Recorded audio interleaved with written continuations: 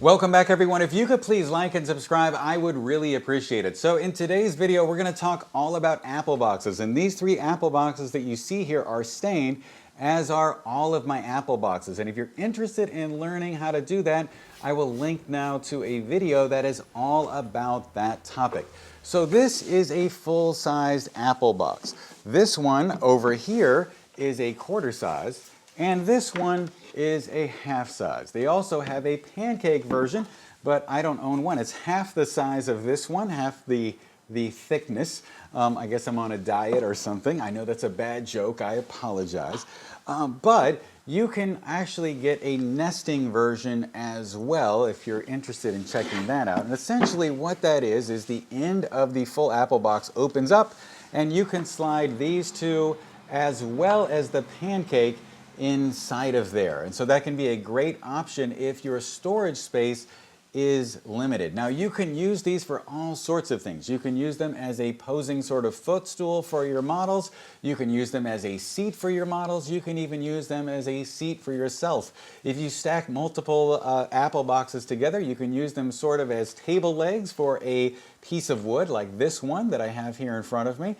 This is actually a reclaimed piece of wood. I reclaimed it myself with a crowbar in an alley off of some old piece of furniture, but it's loose on top of a table.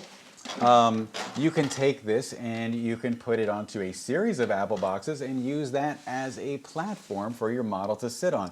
In filmmaking, they use apple boxes for 1,001 uses, and really they are very useful pieces of gear. And I think after I bought the first one, I ended up buying 4 more. Something like that. I think I own 4 apple boxes. So they come in handy all the time, especially as ladders. And speaking of ladders, I'll just put them in this tall position and then I'll climb up there to get another 1.5 feet of elevation. So one last little tip here about apple boxes. So at least here in the US, some people refer to them by city names depending on which height position they're in. So this position that you see here right now, the tallest one, is referred to as New York. Then the second tallest position you can put it in, this one, is referred to as Chicago. Now, as a side note, I live in Chicago, and until recently, the buildings here were actually taller than the buildings in New York, but we'll let that slide right now.